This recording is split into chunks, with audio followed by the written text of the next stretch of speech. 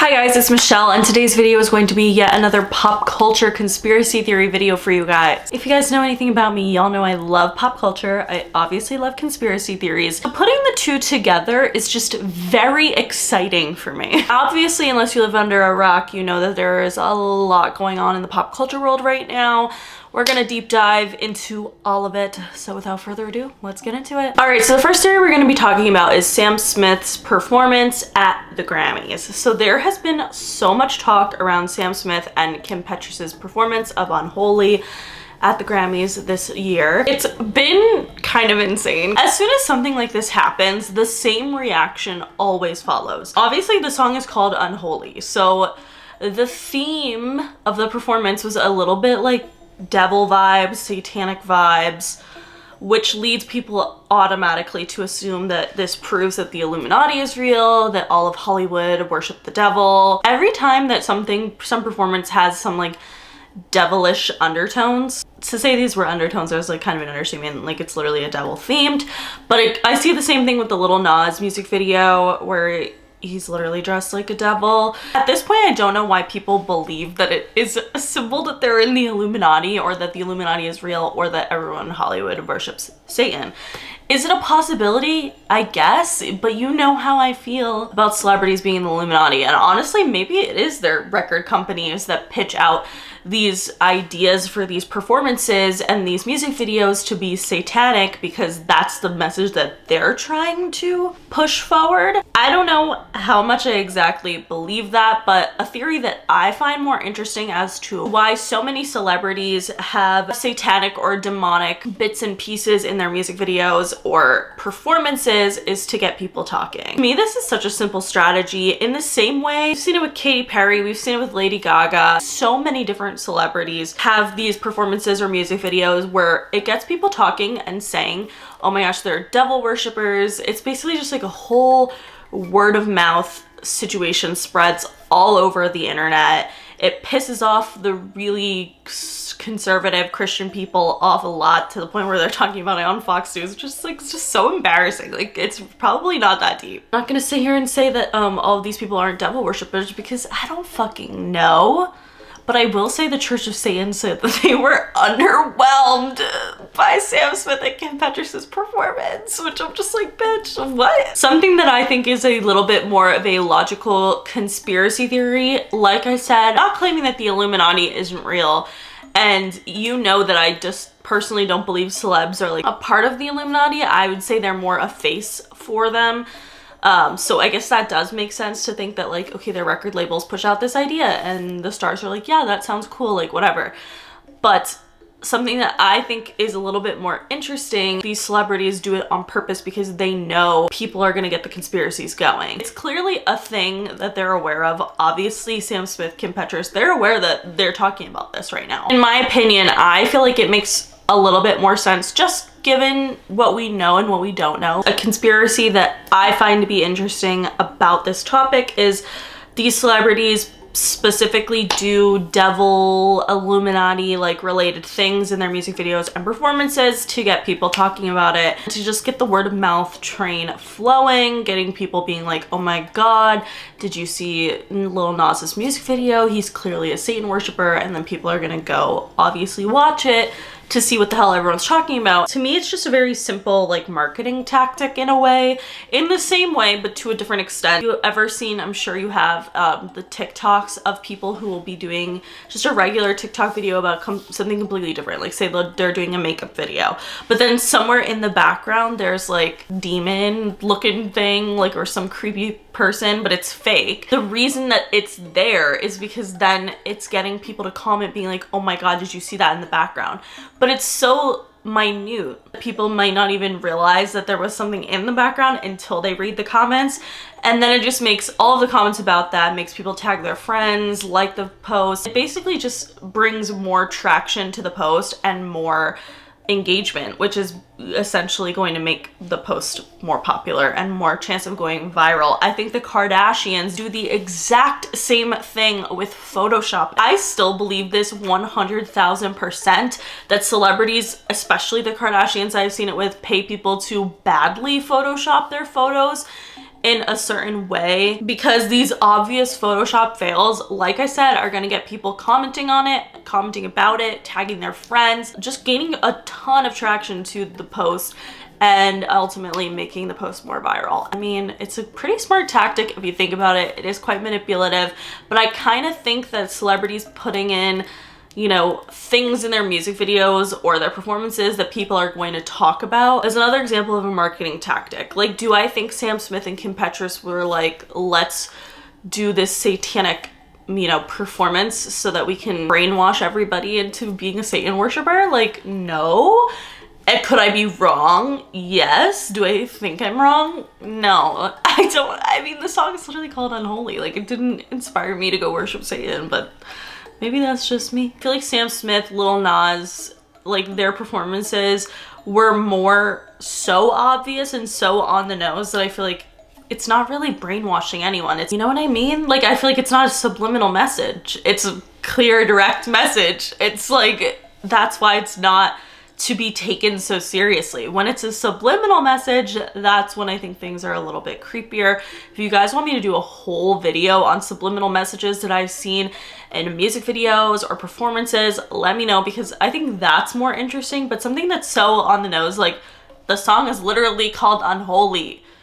Obviously it's gonna have like a demonic, devilish theme, but I don't think that they were trying to like portray the Illuminati. But I could be wrong. I would love to hear your thoughts about it though, but I mean, I think it's just to get more people talking about it. I think a lot of celebrities write specific lyrics and have specific things alluding to other parts of drama and other things so that more people will bring traction to their post or their story or their song or their album. Like, honestly, think about when Taylor Swift dropped Red, Taylor's version.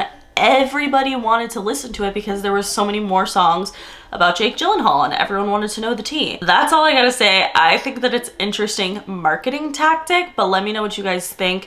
I do think that there could be truth to the conspiracy of it all, but it's not something that I necessarily 100% believe in. But let me know your thoughts. Okay, the next conspiracy theory that we're gonna be talking about is piggybacking off of a conspiracy theory that I talked about in my last pop culture theories video, having to do with Elvis Presley. I talked about how this man claims to be Elvis Presley. His name is Jesse, which is also the name of Elvis's stillborn twin brother, Jesse Garen Presley. But if you want to check that out, go watch it. It is a very interesting conspiracy theory. Basically, a quick rundown. They did some DNA research apparently, but no one quite knows exactly if the DNA was legit.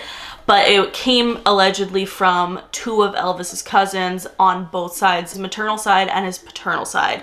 This Jesse person matched the DNA on both sides of Elvis Presley's family.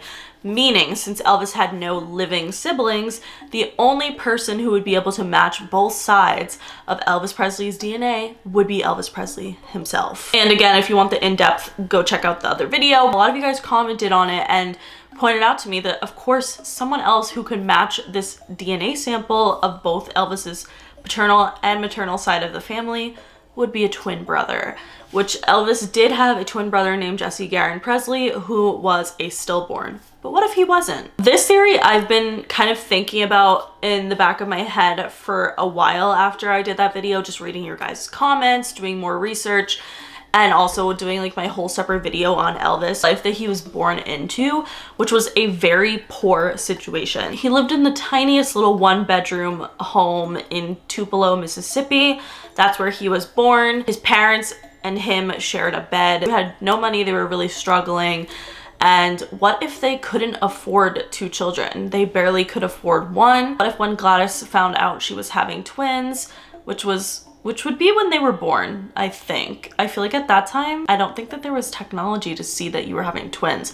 You can correct me if I'm wrong. When my dad's a twin, and my dad's obviously younger than Elvis was by a lot of years. And when he was born, they didn't know he was a twin either because of the technology. So I don't know. Either way, what if when Elvis and Jesse were born, they decided to only keep one baby and give the other baby up for adoption? Now, in theory, if this was an identical twin, this was before the internet, so no one would fucking know if they were identical to someone else because they couldn't have predicted at the time that Elvis was going to be this giant fucking celebrity. So what if Jesse Presley was given up for adoption. Once Elvis became super famous, people around him / himself in general realized the similarities between the two, connected the dots, and realized that he was his long-lost twin brother. I think that's a possibility, but either way, whether Elvis himself is alive or whether his twin brother is alive, this next conspiracy makes sense both ways.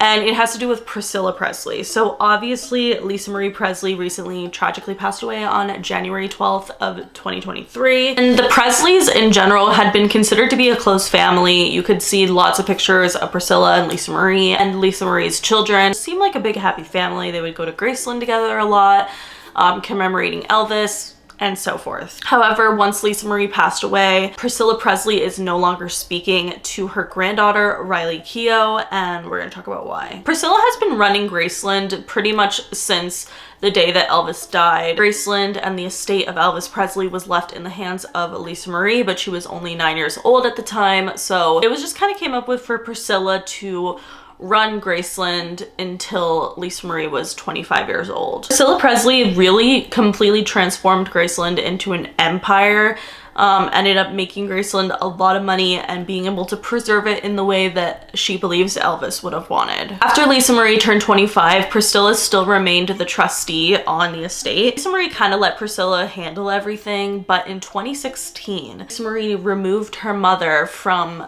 being the trustee of the estate and the sole heir to the estate, and put her children, Benjamin and Riley Keough, as the heirs. Tragically, Benjamin passed away in 2020, so that left Riley as the sole heir to Graceland. However, Priscilla is not going down without a fight. She is claiming that the amendment made in 2016 had a forged signature, and that it was never meant to be like that, and that she was meant to be the trustee of Graceland. To me, this makes no sense though, because obviously Lisa Marie was supposed to die after Priscilla Presley, just like in the natural course of life. A mother should never outlive her child, but obviously things happen, which is very tragic and sad, but it makes sense to me that her kids would be the heirs because they would assume that Priscilla would have already been gone by the time Lisa Marie died. It's really sad to me that Priscilla and her granddaughter Riley are not on speaking terms anymore because of this. And a lot of people think that it has to do with money and it's a money issue, which is definitely a possibility, do not get me wrong. But for me, I'm like, Priscilla Presley's 77 years old. Why the hell would she care about money? She already has her own shit going on for her. She's like, would be just fine for the rest of her life. Why is she so interested in having the reins for Graceland? What's going on? Honestly, it just made me think that maybe Priscilla really has been running everything behind the scenes even since Lisa Marie has turned 25 years old, and maybe that there are secrets to Graceland that no one can know, and the thought of it being passed down to Riley is terrifying for Priscilla because maybe she knows that Elvis is still alive, or Jesse, Elvis's twin brother, is secretly alive. Maybe this is a secret that Priscilla knows, and knows all too well that if it is found out before this person, Jesse / Elvis, dies, that things will be really, really bad or dangerous for him. I mean, I think it's an interesting theory, and you know, maybe Priscilla, you know, never thought about the amendment in 2016 because she just assumed that Lisa Marie would outlive Elvis or Jesse. Maybe that didn't end up happening. Maybe he is still alive and out there somewhere, and maybe that is what Priscilla Presley is fighting so hard to cover up. It's sad either way though, because I'm just like, damn, like letting this get in the way of your relationship with your granddaughter after all of this has just happened to you and your daughter. It's really sad. I find it to be quite interesting. I'd love to hear you guys' thoughts on these conspiracy theories. Speaking of Elvis Presley, we're gonna be talking about Austin Butler. I love talking about method acting because I think method acting is a super interesting concept. Terrifying. Like, I just think I don't know, it really freaks me out because there are so many actors who have taken it way too far. Austin Butler, I do not think is one of them, but obviously a lot of people think it's cringe that he is now speaking in the Elvis voice and he just like permanently has an accent change after doing the Elvis movie. He lived and breathed Elvis for like 3 years. He had a whole map out of Elvis's life, his timeline throughout his apartment where he was living. Looked like a whole police investigation board, but That to me, not that big of a deal. Like, I guess you could say it's cringe, but whatever. Let's talk about some actors who definitely took it too far. The first one I want to talk about is Leonardo DiCaprio. So in preparation for his 2015 film, The Revenant, he ate raw bison and slept with animal carcasses. Why? Literally why? And Leonardo DiCaprio is a very well-known vegetarian slash vegan activist. Like, he literally had a part in the Cowspiracy documentary, which if you are or were a vegan, you know of that. I feel like it's just very wild to me that he ate raw meat and like slept with animal carcasses. Like, that freaks me the fuck out. That's what he did. Nicolas Cage is another person who just took it too freaking far. In 1984, he did a movie called Birdie, and he was playing a war veteran. And to prepare for the role, he kept his head bandaged for 5 weeks, and he got his front teeth pulled out without anesthetic. Like, just feel like that's a little bit dramatic, but he said that it was because he wanted to understand the pain of the soldiers who fought in Vietnam. I just like feel like that's just a little drama. Like, to get your teeth pulled, like that's like a permanent kind of thing. Like, now you have to get veneers. Maybe he didn't like his teeth, so you know what? I don't know. But I just thought it was odd and a little intense. The last method actor that I'm gonna be talking about is Ross Lynch. I have talked about this before because it bothers me so much and it weirds me out because I love Ross Lynch. I am in an OG R5 stan, the Driver era, love it all. But he was in the movie My Friend Dahmer in 2017 playing Jeffrey Dahmer, and he claimed that he got so into character that when he stepped into Jeffrey Dahmer's house, he felt at home. Ross, what do you mean by that? They filmed My Friend Dahmer at Jeffrey Dahmer's like OG house, like his grandma's house, everything, like his legit home. I don't know how many times I'm gonna say house, but his legit house. Why do you feel at home, bitch? What do you mean? No. I've met Ross Lynch so many times, but I don't think that I've like met him since My Friend Dahmer, and I feel like I would genuinely bring this up to him and be like, bitch, what the fuck did you mean by that? Because obviously Jeffrey Dahmer's scary. He also claimed that the only way he would feel like he was getting out of character was when he would go home and shower Dahmer off. Ross. That freaks me out. I don't like that. Especially when it comes to like a person playing like a serial killer. That's kind of freaky to me. I wonder if Penn Badgley ever feels like he is Joe Goldberg. All right, the next conspiracy theory we're gonna be talking about has to do with Ariana Grande and Jim Carrey. So there have been so many blind items assuming that Ariana Grande and Jim Carrey have hooked up, which I find to be super interesting, especially as an OG Ariana stan. I remember the day that she met Jim Carrey for the first time. It was like such a big deal because this bitch is obsessed with Jim Carrey. She loves him. Her old AOL username literally used to be Jim Carrey fan 42. Like, she was always obsessed with Jim Carrey from childhood. So in 2019, a blind item came out saying, quote, "I think we all knew the hooking up of the former A+ list, mostly movie actor and the A-list singer was inevitable. The question is if he dumps the girlfriend he cheated on with the singer or not. Of course, the former A-list, mostly movie actor loves the A-list singer. They hooked up and she kissed his ass and took his drugs." I mean, the drugs, I'm like, I don't know. I feel like I don't know anything what drugs Ariana does or doesn't do, but I will say I feel like she totally would be like so obsessed with him. Maybe she was like a huge fan. But regardless, the thought of them potentially hooking up doesn't surprise me too much. But what does is that people think that the song from Thank You Next, Break Up With Your Girlfriend Because I'm Bored, is about Jim Carrey. And I think that this is the funniest thing ever. I'm literally wearing a Break Up With Your Girlfriend merch right now. I think that this is so hilarious because now I will not be able to listen to this song without being like, this is about the fucking Grinch. Like, that is so funny if you think about it, especially because it was really rumored to be about Big Sean. Because in the Thank You Next music video, his burn book page said could still get it. So people were like, yes, Ariana and Big Sean, break up with your girlfriend. That's the vibe. And I think that seems more likely, but the thought of it being Jim Carrey is really funny to me, and now I will never be able to see it differently. So yes, this Break Up With Your Girlfriend Because I'm Bored is about Jim Carrey. And I feel like if this theory has no truth to it whatsoever, Ariana herself would think that this was really a funny theory. But if it does, I don't know. I mean, I wouldn't be that surprised, right? Let me know what you think. All right, so the part you've probably been waiting for. We're gonna talk about it. Selena Gomez versus Hailey Bieber. There are a lot of conspiracy theories and a lot of drama going on with Hailey Bieber shading Selena Gomez on social media. So let's start from the beginning. Selena and Justin obviously were dating on and off from 2011 to 2018. Just 2 months after their 2018 breakup, Justin Bieber proposed to Hailey Baldwin and they got married. People have quite a few theories about this. So Justin himself said that he was feeling the pressure to get married from his pastor, saying that it would basically like change his life. And the theory goes that Justin had asked Selena to marry him, but she said no, which prompted him to get back together with Hailey Baldwin and ask her to marry him. The reason I actually believe this theory is, one, when Selena and Justin broke it off in 2018, a source close to Selena said, quote, Selena started seeing the bigger picture when it came to their relationship and she chose happiness over her relationship with Justin, which no one really supported, end quote. I feel like seeing the bigger picture is interesting because if they were just having fun clowning around, it's one thing.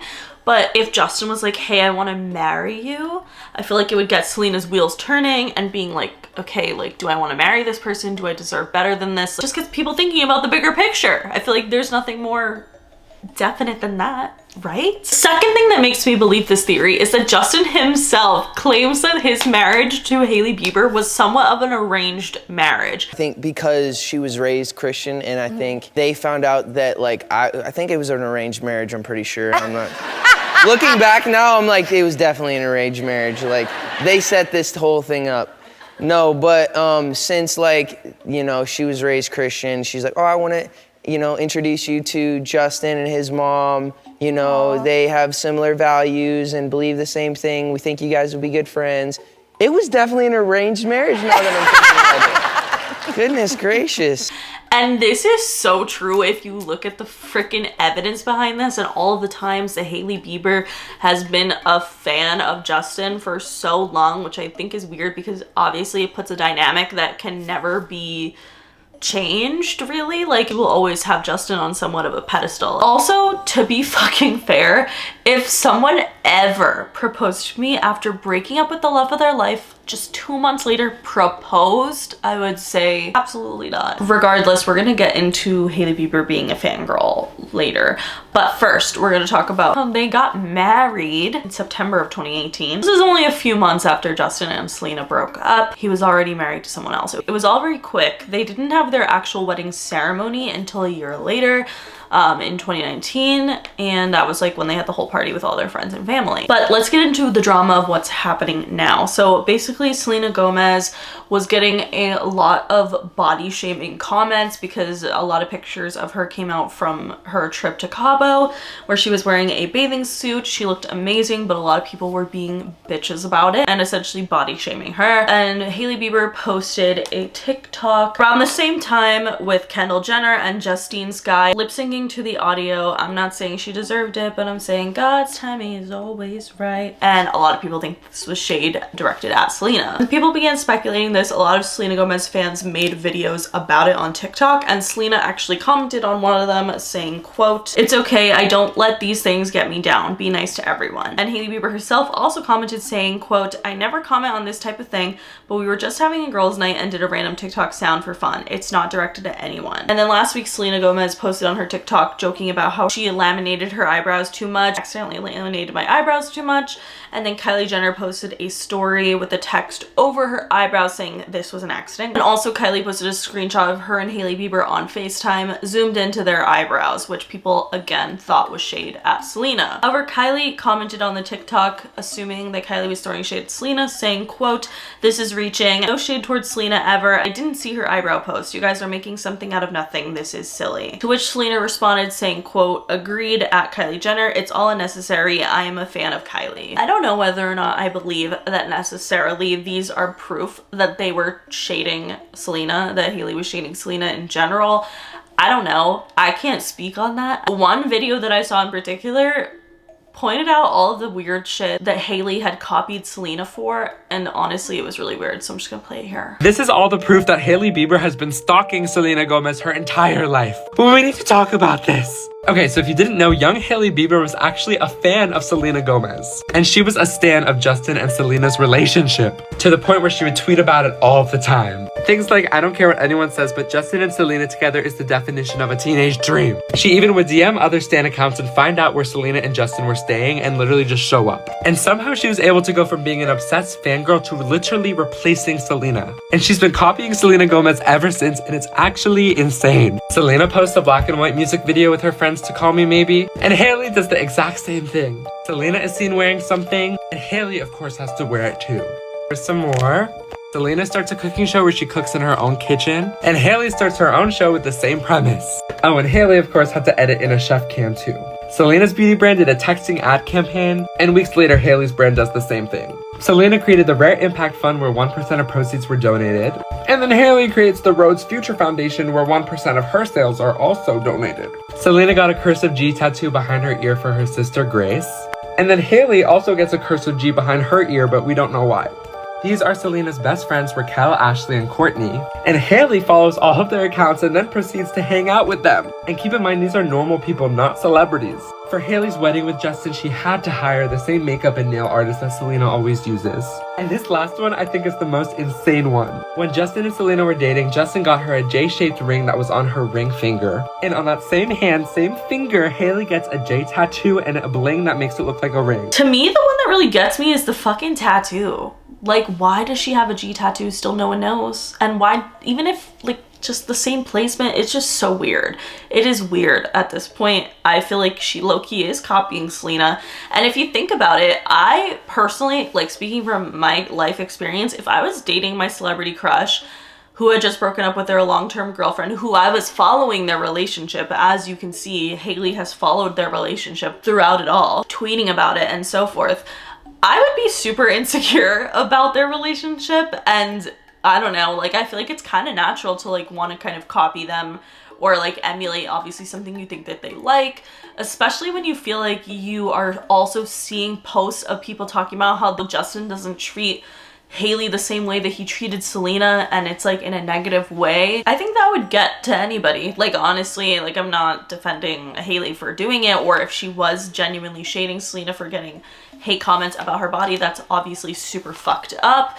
But nonetheless, I do think that it makes sense, like, why she would be so obsessive, because there's a power imbalance between, you know, her and Justin's relationship always. Like, if you're a fan of someone and then you date them, just an imbalance of power. It's, like, not completely fair. That being said, if Jamie Lee Curtis wanted to date me, like, I'm not gonna say no just because I was a fan of her. So I get it from the fans' perspective, especially because Hailey and Justin and Selena and Justin's relationships kind of overlapped at certain points in time, and I honestly feel like it makes complete sense why she would be super insecure about it.